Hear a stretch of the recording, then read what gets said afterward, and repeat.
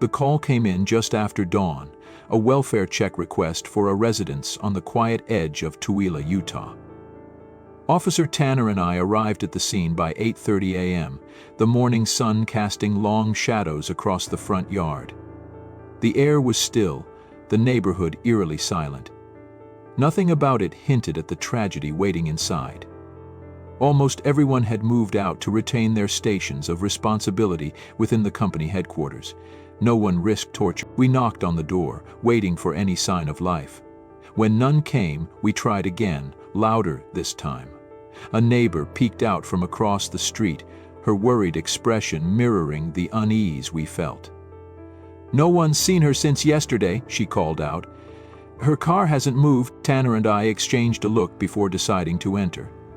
The door creaked open and we stepped inside, immediately struck by the stillness of the home. It wasn't the peaceful quiet of an early morning, but the oppressive silence that signals something is wrong. The smell hit us first, not overpowering but distinct. A metallic tang mingled with the faint scent of something stale. We moved cautiously, the sound of our boots muffled against the carpet. The living room was tidy, almost sterile. Nothing seemed out of place until we reached the staircase. At the top of the stairs, the door to one of the bedrooms stood ajar. Tanner gestured for me to take point as we approached. I pushed the door open, and there she was.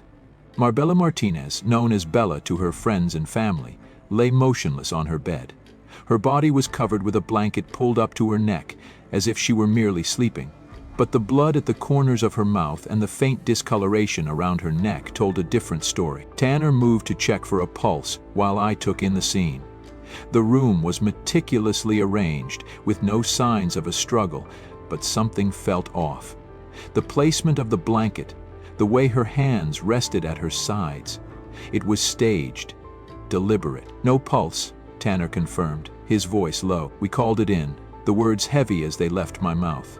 "Possible homicide. Notified detectives and the medical examiner." The crime scene unit arrived within the hour, their equipment breaking the oppressive silence with the hum of cameras and the rustle of plastic gloves. As they worked, we learned more about Bella from her neighbors. A young woman, just 25, newly graduated from the academy and starting her career as a corrections officer. She had her whole life ahead of her. The thought weighed heavily as I watched the medical examiner carefully examine her body. The marks on her neck told us she'd been strangled. Faint scratches, defensive wounds, lined her jaw and collarbone. She had fought, but it hadn't been enough. Blood evidence around her mouth and fingernail marks on her face suggested a brutal, prolonged attack. This wasn't an accident or a random act of violence. It was personal. Back at the station, we began piecing together Bella's life. Her father, Hector Martinez Ayala, was her most recent roommate but had recently moved out. Initial interviews painted a picture of a man whose behavior had become increasingly erratic and controlling in the months leading up to Bella's death. Text messages recovered from Bella's phone revealed arguments about her independence and romantic relationships. One text from Hector stood out. Sent days before Bella's death, it read, "You'll understand one day why I do the things I do. It's all for you." The cryptic message, combined with the staged scene and evidence of obsessive behavior, made him our prime suspect. Surveillance footage from the residence's outdoor cameras filled in the gaps. Bella had returned home around 11 a.m. the previous day. An hour later, Hector's truck was captured pulling into the driveway. Bella's phone showed no activity after 2:17 p.m., the same time the cameras went offline. By the time we arrived the next morning, Hector was gone. A search of the home revealed more unsettling details. In Hector's room, we found a hidden stash of Bella's personal items. Her underwear, feminine hygiene products, even notes she had written to herself. It was the kind of collection you'd expect from a stalker, not a father. Outside, tire tracks in the driveway suggested Hector had left in a hurry. Further investigation confirmed he had taken Bella's phone with him, discarding it somewhere along the I-80. His own phone records showed a flight itinerary: Salt Lake City to San Francisco, then Houston. From there, the trail went cold. but we knew he had used his twin brother's identification to board another flight. As the pieces fell into place, one thing became clear. Hector hadn't acted on impulse. This was premeditated, a calculated plan to take Bella's life and escape justice. His actions in the days leading up to the murder, stealing Bella's credit cards, withdrawing cash, purchasing tracking devices, painted a chilling picture of a man determined to control his daughter even in death. I returned to the crime scene later that evening, standing in the doorway of Bella's bedroom. The forensic team had gone, the house once again silent. I looked at the bed where her life had been stolen, thinking about the career she would never have, the lives she would never touch. This wasn't just a crime scene.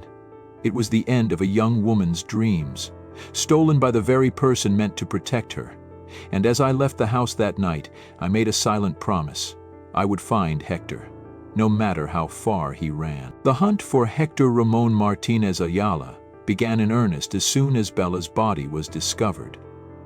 The evidence at the scene left little doubt about the suspect's identity. Hector's fingerprints were on the blanket used to cover Bella and on the edges of the door frame leading to her bedroom. His truck, captured on the residence's cameras, was the last vehicle seen entering or leaving the property before the cameras went offline. We started with the most immediate lead, Hector's phone. Records showed that he had left Tooele County within hours of the murder, traveling west along I-80 toward Salt Lake City. His signal went dead near the airport, but not before pinging a nearby cell tower. A quick search of flight manifests revealed Hector's name on a ticket to San Francisco, booked under his own identity. By the time we traced his movements to the Salt Lake City International Airport, Hector was already 2 steps ahead. Surveillance footage showed him boarding the flight to San Francisco wearing a baseball cap pulled low over his face. He traveled light, no checked luggage, just a carry-on bag. When the plane landed, he disappeared into the bustling airport, emerging hours later in Houston. We scoured airport footage, searching for any sign of where he'd gone next. It was a detective's nightmare, one man blending into a sea of travelers. But then we found it. Hector at the Houston terminal, passing through customs with a passport belonging to his twin brother, Jesus Alberto Martinez Ayala. The identical appearance of the 2 men made it easy for Hector to assume his brother's identity. The timestamp on the footage confirmed our fears. By the time we realized where he was, Hector had already left the country. In Tooele, we worked around the clock, piecing together the events leading up to Bella's murder. Hector's behavior over the past few months had raised red flags among those close to him. Text messages, recovered from Bella's phone, painted a picture of a man obsessed. His words were often controlling, laced with jealousy and an unnerving intensity. One message stood out. "No one will love you the way I do. I can't let anyone else have you." It wasn't the language of a father, but of someone who saw Bella as a possession. Neighbors and friends corroborated the growing tension between Bella and Hector.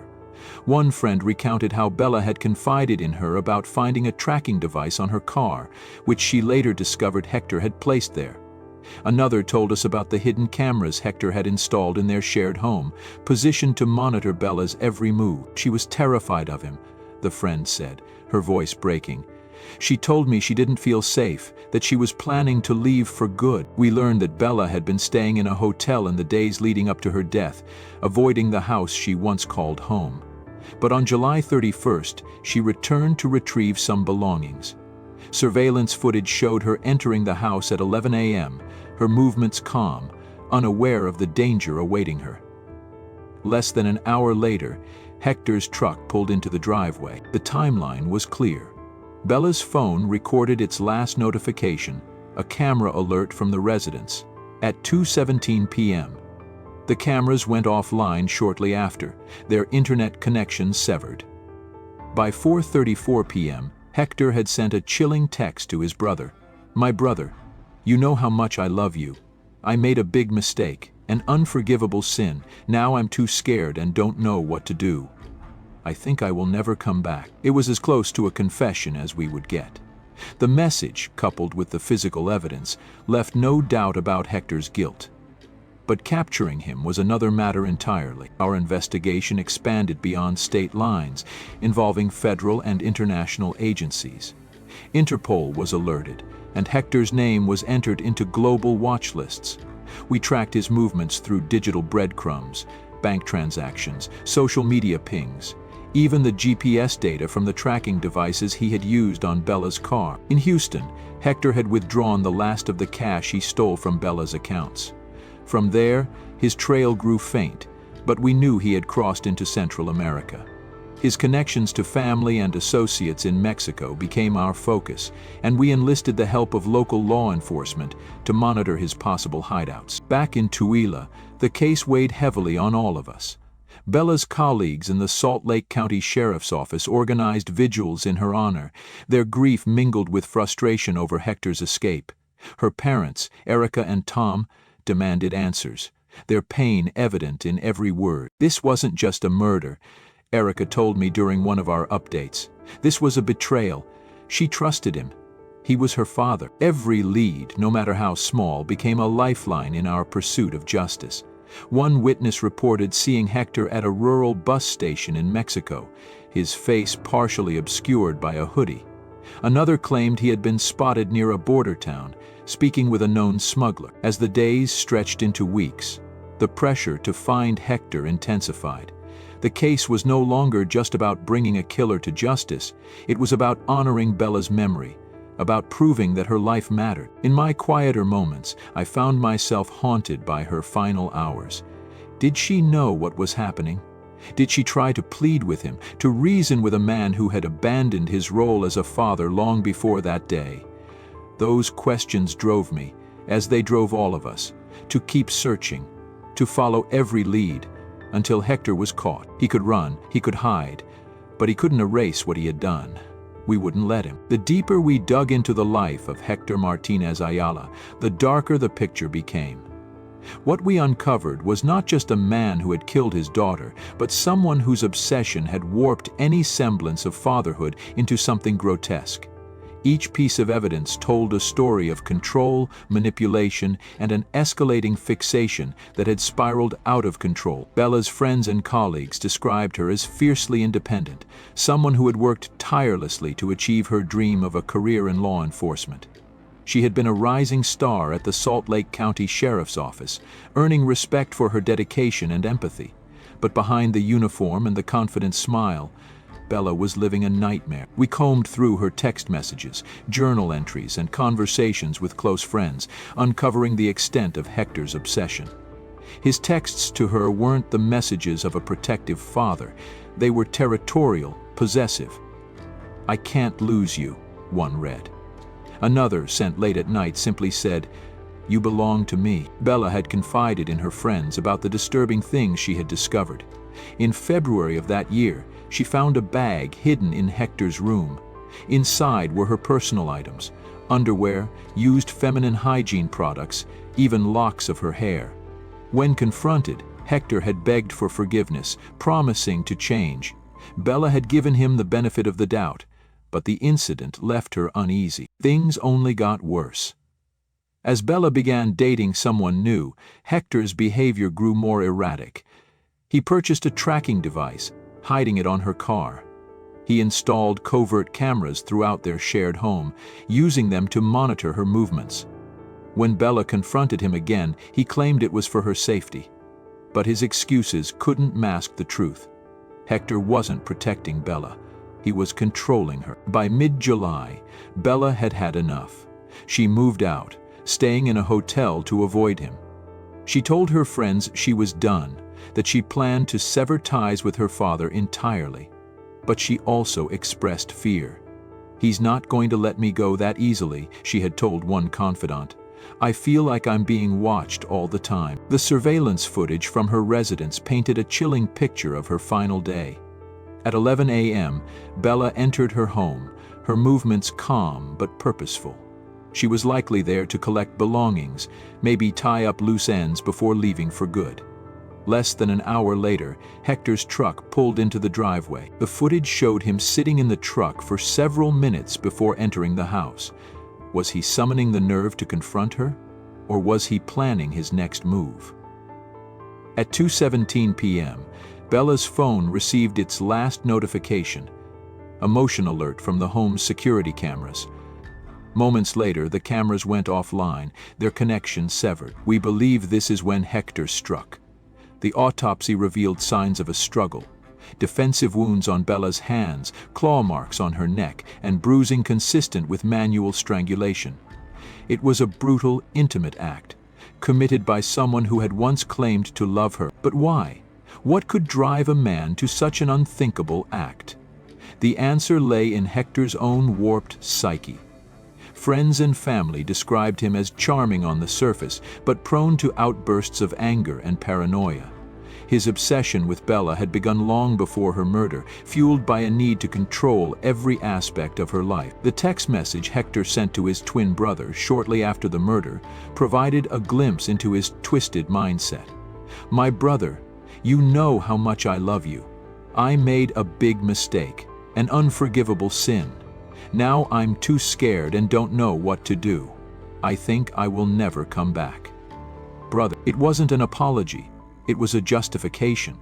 Hector saw himself as the victim, trapped by his own desires and unable to let Bella live her life on her terms. In his mind, her independence was a betrayal, one he couldn't accept. As we pieced together the timeline, it became clear that Hector had been planning his escape long before Bella's murder. He stole her credit cards, withdrawing cash to fund his getaway. He took her phone to delay our investigation, and used his twin brother's identity to flee the country. Every move was calculated, designed to buy him time. In interviews with neighbors, we learned that Hector had been seen lingering outside Bella's hotel in the days leading up to her death. He had followed her movements obsessively, watching, waiting. The murder wasn't a crime of passion. It was the culmination of months of planning and manipulation. The obsession didn't end with Bella's death. Hector's actions after the murder, staging the scene, covering her body with a blanket, suggested he still saw her as his to control. It wasn't enough to take her life. He had to dictate how she would be found, how her story would be told. The evidence we gathered painted a harrowing portrait of a man who had lost his moral compass long before the crime. Hector's obsession consumed him, turning a father's love into something unrecognizable. Bella's life was cut short, not by a stranger, but by the person who should have protected her above all else. Bella's commissioning. As I stared at the growing case file, I couldn't shake the feeling that Bella had known this was coming. Her warnings to her friends, her decision to stay in a hotel, even her cautious movements on that final day, all pointed to a young woman who understood the danger she was in but couldn't escape it. It was our job to ensure Hector couldn't run forever. Bella's story wouldn't end in silence. Her voice, her courage, and her determination would drive us to see this case through, no matter how long it took. The Martinez family home was a stark reminder of loss. Bella's room remained untouched, her personal items neatly arranged as if she might walk in at any moment. For her mother, the silence was unbearable, a constant echo of the tragedy that had stolen her daughter. Hector Martinez, Bella's mother, spoke candidly during a vigil held in her daughter's memory. "She wasn't just my child," Hector said, her voice trembling. "She was a bright light, determined to make a difference. She worked so hard to become a corrections officer, and she loved her job. But she was taken from us by someone who should have protected her." The vigil drew dozens of Bella's colleagues and community members. They shared stories of her kindness, her dedication, and the warmth she brought to those around her. Her colleagues in the sheriff's office described her as a promising young officer, someone who was just beginning to make her mark. But beneath the fond memories lay a deep sense of betrayal. Bella's family and friends struggled to reconcile the person they knew with the man who had taken her life. "He was her father," Hector said, shaking her head. "How could he do this?" The loss rippled beyond the family. In the small town where Bella had grown up, her murder became a rallying cry for change. Advocacy groups used her case to highlight the dangers of domestic violence and the need for stronger protections against controlling and obsessive behavior. Her colleagues organized fundraisers in her honor, with proceeds going towards scholarships for young women pursuing careers in law enforcement. For Erica and the rest of Bella's family, the fight for justice became their mission. "This isn't just about finding him," Erica said during a news interview. "It's about making sure no one else has to endure what Bella did. Her life meant something, and we won't let that be forgotten." As the community rallied around them, the family channeled their grief into action. They met with lawmakers, pushing for reforms that would ensure better resources for victims of stalking and coercive control. Bella's case became a symbol of resilience, a reminder of the lives left behind and the work still to be done. The fight for justice was far from over, but Bella's family and community were determined to ensure her voice continued to be heard. The pursuit of Hector Martinez Ayala stretched across months and continents, a relentless effort by Tooele law enforcement, federal agencies, and Interpol. The case had grown beyond the bounds of a local investigation, becoming a symbol of determination to bring justice to Bella and her grieving family. Each lead was followed with meticulous care, each step bringing investigators closer to the fugitive who had stolen so much. Hector's escape was meticulously planned. Surveillance footage from the Houston airport showed him boarding a flight to Mexico City, using his twin brother's identification. From there, the trail fragmented, with reports placing him in various parts of Mexico and Central America. He used cash to avoid detection and blended into the anonymity of urban sprawl. But while Hector ran, the search for him intensified. The first significant lead came from an informant in a small border town in northern Mexico. The tip described a man matching Hector's description, renting a modest room, keeping to himself, and vanishing abruptly. The sighting reinvigorated the investigation, confirming Hector was still within reach. The next tip came from Veracruz, where a construction worker resembling Hector had been seen avoiding contact with others. The net tightened as authorities coordinated a plan to bring him in. Back in Tooele, Bella's family and community channeled their grief into advocacy. Her mother, Erica, emerged as a powerful voice for change, refusing to let her daughter's story fade. "Justice for Bella is about more than capturing her killer," Erica said during a public rally. "It's about creating a world where victims are heard and protected before it's too late." Bella's colleagues at the sheriff's office honored her memory by championing public awareness campaigns. They advocated for better resources for victims of stalking and coercive control, training officers to recognize the early signs of abusive behavior. Bella's name became synonymous with resilience and reform, a testament to her impact even after her tragic death. Legislative efforts gained traction, with lawmakers introducing bills to strengthen penalties for stalking and expand resources for victims. Community members rallied around these initiatives, determined to turn Bella's loss into meaningful change. "This is her legacy," Erica said.